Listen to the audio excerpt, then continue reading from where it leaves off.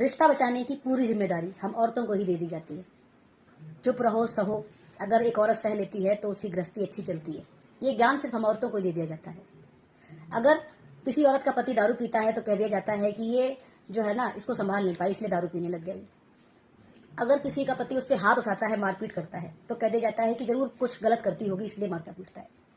अगर किसी औरत का पति दूसरी औरतों के पास जाता है, ठरकी है, तो भी कह दिया जाता है कि इसकी औरत इसकी इच्छाएं पूरी नहीं करती होगी इसलिए दूसरी औरतों के पास जाता है। या कह दिया जाता है कि इसकी पत्नी है वो खूबसूरत नहीं है, मोटी हो गई है ना, खुद का ध्यान नहीं रखती है। लेकिन आपको बताऊं, जो आपको धोखा देगा, जिसकी फितरत में धोखा देना है, वो आपको धोखा देगा, चाहे आप अपना फिगर मलाइका अरोड़ा जैसा बना लो, कैटरीना कैफ बन जाओ। और जिसको आपको धोखा नहीं देना है, वो आपकी बदसूरती में भी खूबसूरती ढूंढ ही लेगा। आप मोटे होके फट जाओ, टायर बन जाओ ट्रक का, लेकिन वो फिर भी आपको प्यार करेगा, फिर भी आपको रिस्पेक्ट देगा। तो अगर आपका रिश्ता इतना खोखला हो चुका है कि मानसिक, शारीरिक और सामाजिक सम्मान, प्यार, प्रतिष्ठा कुछ नहीं बचा है उसमें, तो इस रिश्ते से आप निकल जाओ, उसी में भलाई है।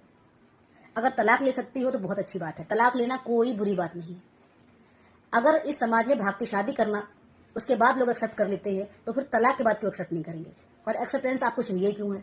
क्या कोई एक्सेप्ट करके आपको खाना देगा, आपके बच्चों को पढ़ाएगा, आपकी देखभाल करेगा? नहीं ना।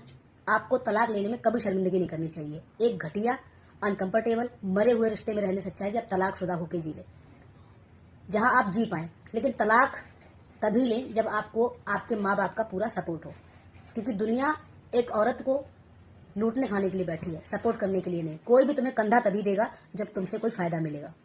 बिना फायदे के एक औरत को कोई कंधा नहीं देता, कोई उसकी नहीं सुनता। अगर वो तुम्हारी चार सुनेगा ना, तो अगली बार तुम्हें बेड पे लाने की उम्मीद करेगा, तभी तुम्हारी बात सुनेगा, तभी तुम्हें समझने का ड्रामा करेगा। तो कभी भी अपनी मानसिक परिस्थिति को ऐसा ना करें कि आप मानसिक तौर पे इतने डिस्टर्ब ना हो जाएं कि डिप्रेशन में चली जाएं।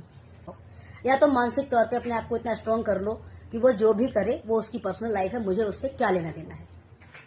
और अगर ऐसा नहीं कर सकती हो, घुट घुट के मत जियो, घर से निकलो, बाहर निकलो, माँ बाप के पास जाओ, कुछ भी करो, उससे अलग हो जाओ। अलग होना कोई बुरी बात नहीं है।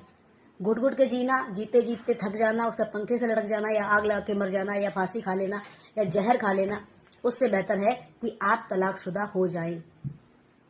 ये किसी किताब में नहीं लिखा है कि एक औरत एक आदमी के बिना नहीं रह सकती। ये सब बकवास है।